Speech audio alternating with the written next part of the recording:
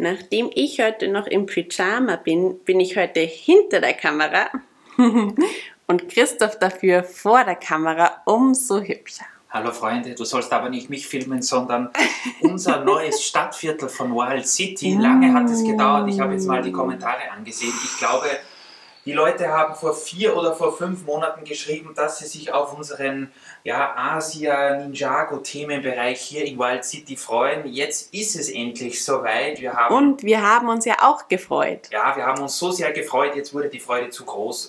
Und wir haben jetzt endlich zugeschlagen.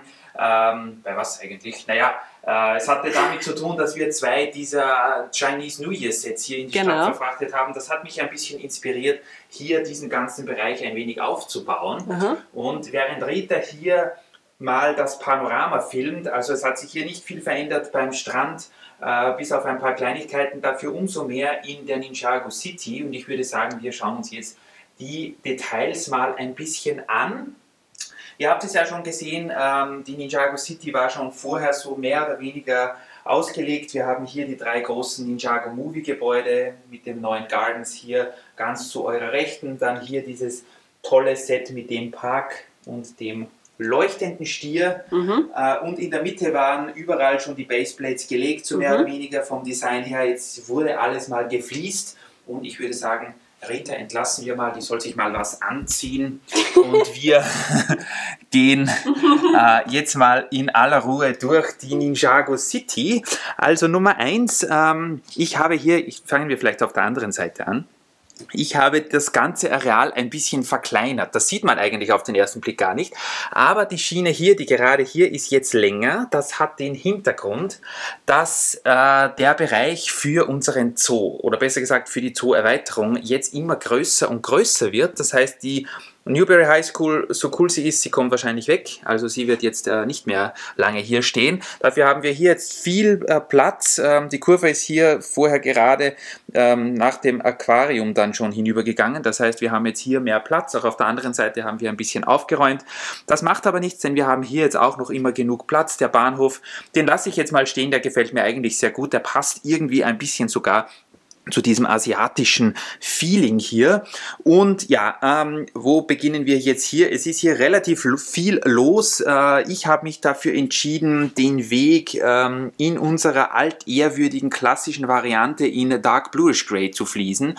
Das hat den Hintergrund, dass wir davon zum Glück jetzt relativ viele Fliesen haben, leider keine 1x1er, wie ihr seht, die fehlen noch und ich werde es euch garantieren, das wird toll aussehen, wenn diese 1x1er Fliesen dann auch noch drinnen sind. Die kaufen wir hoffentlich das nächste Mal beim Legoland, letztes Mal gab es die nicht, aber das nächste Mal sind sie hoffentlich dabei. Wir haben uns also, oder ich besser gesagt, habe mich entschieden dafür, den relativ ja, eigentlich dezent zu gestalten, und zwar in Dark Bluish Grey. Nur in den Hauptstraßen habe ich so ein Dark Green Muster hineingebaut, also das ist überall bei den Wegen in der Mitte. Hat den Hintergrund, ich wollte zuerst ein bisschen ein bunteres Muster, aber das Problem war, dass die Ninjago City schon so bunt ist und das wäre dann wirklich ein bisschen zu viel gewesen. Schauen wir vom Strand rein. Es gibt jetzt 2 Eingänge in die Ninjago City. Ich habe die Mauer hinter diesem Wal vom Strand hier ein bisschen abgezweigt. Die ging vorher gerade hinüber hier bis zu diesem Chinese New Year Set. Das heißt, man hat jetzt hier einen kleinen Weg, wo man hineingehen kann, und da ist auch dieses Eingangstor platziert mit vielen Lampions, mit Schildern, so wie man das kennt aus China und diversen anderen asiatischen Ländern.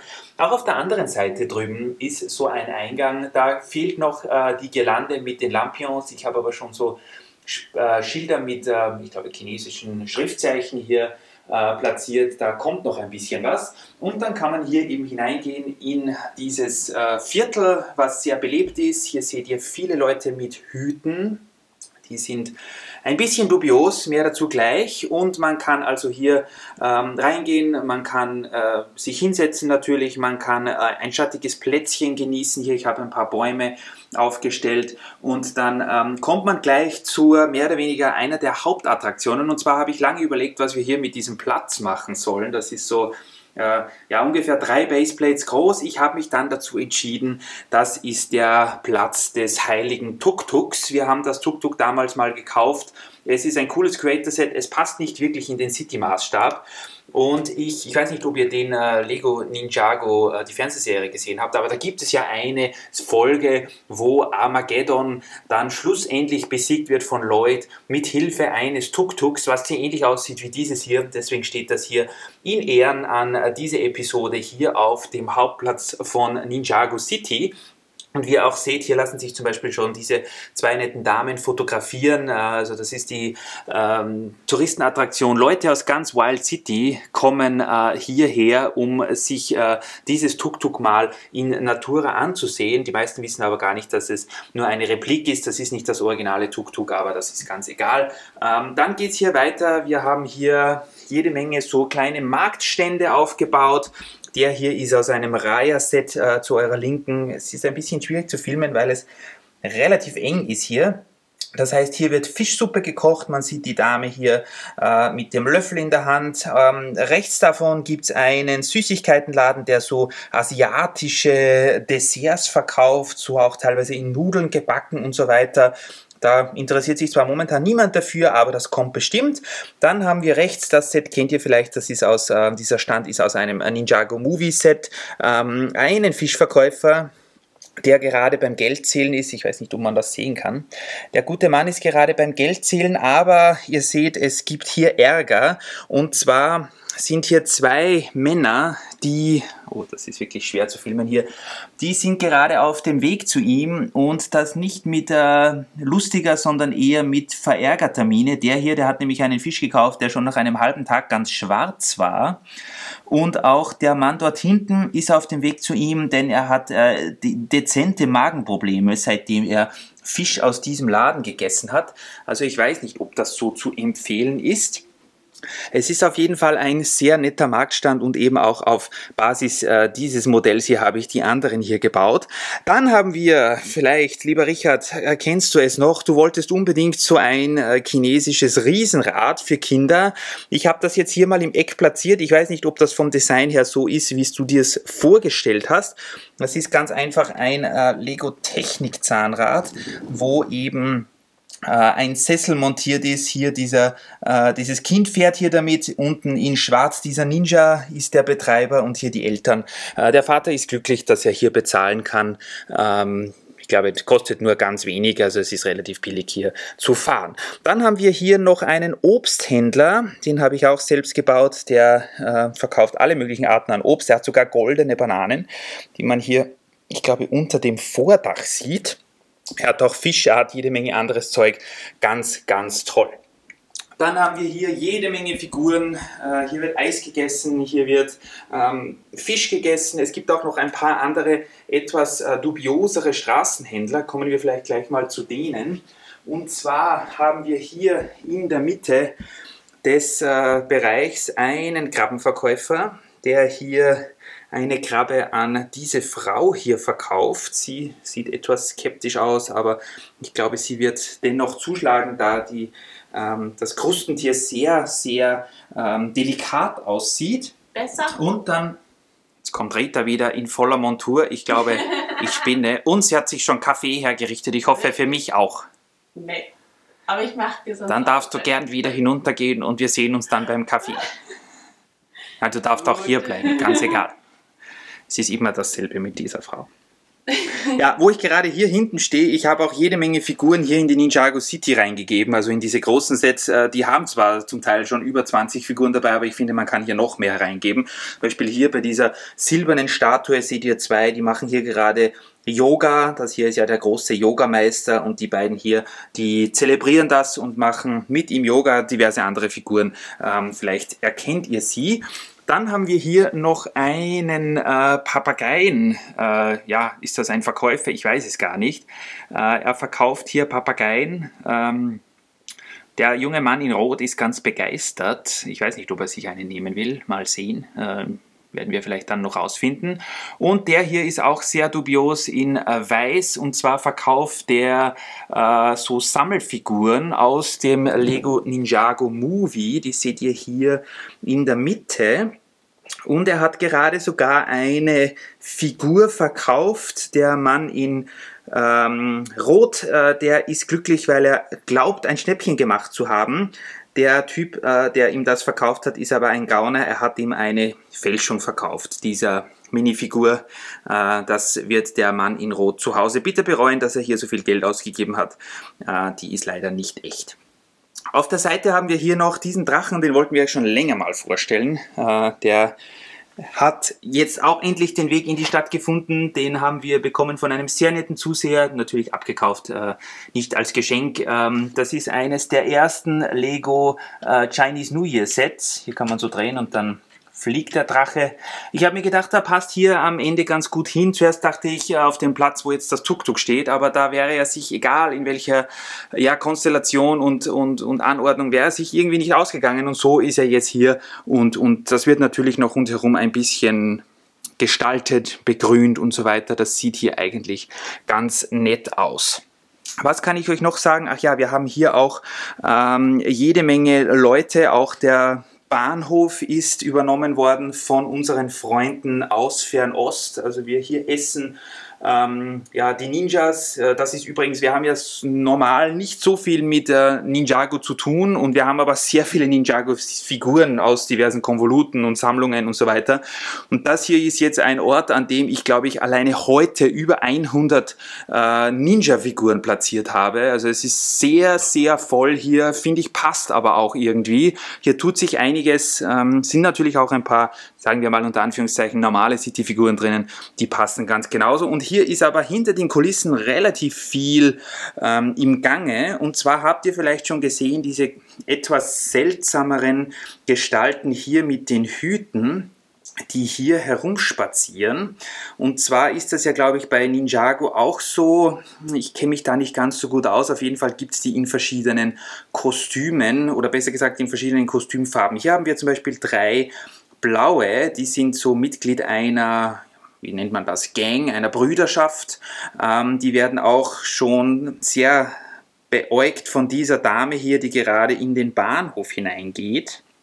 Das heißt, die sind nicht unbedingt befreundet. Hier haben wir auch einen, der schiebt hier Wache in Rot. Der ist sehr unauffällig mit seinen violetten Haaren, aber das Funkgerät enttarnt ihn. Er schaut auch, was hier los ist. Also so wie eine Art Türsteher, der schaut, wer hier rein und wer hier rausgeht. Dasselbe haben wir hier. Er spielt nur den Hausmeister mit dem Besen. Er ist aber genauso einer, der hier kontrolliert, wer raus und wer reingeht. Und ich bin mir sicher, dass hier irgendwelche illegalen Machenschaften am Start sind. Hier in Weiß ist die nächste Gruppierung. Auch er sieht etwas skeptisch drein, weil er schon wieder illegale Machenschaften vermutet. Und zum Beispiel ist es auch so, dass sich hier in dieser kleinen Seitenstraße dieser Mann in Weiß mit einem Mädchen in Rot trifft und das ist normalerweise verboten und jetzt sieht man auch, dass hier diese Frau, ich glaube, das ist ihre Mutter, Entschuldigung, die wird hier gleich dem ganzen Rendezvous ein Ende bereiten, denn das hier ist nicht gerne gesehen.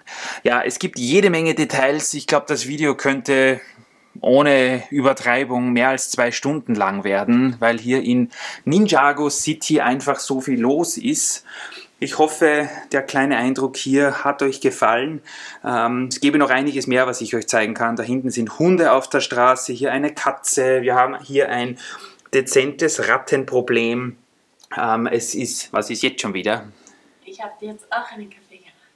Ich komme sofort. Ich breche das Video ab und wir trinken Kaffee. Nein, wir filmen jetzt noch kurz fertig. Also wie gesagt, ich habe versucht, den Figuren allen einen Grund zu geben, warum sie hier sind. Manche sitzen natürlich nur da, das sind dann halt irgendwelche Kontrolleure, die schauen, dass alles hier mit rechten Dingen zugeht.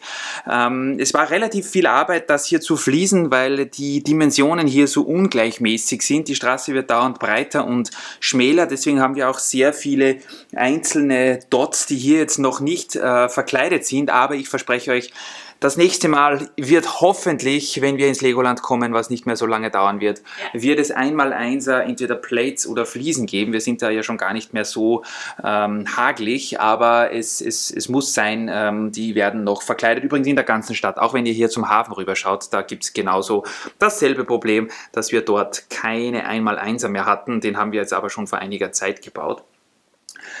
Hier sind wir noch am Überlegen, was wir an dieser Stelle machen. Einerseits wollen wir noch ein bisschen das Drachenbootrennen hier integrieren. Übrigens, diese Mauer hier, die habe ich noch nicht erwähnt. Das war auch ein Vorschlag eurerseits.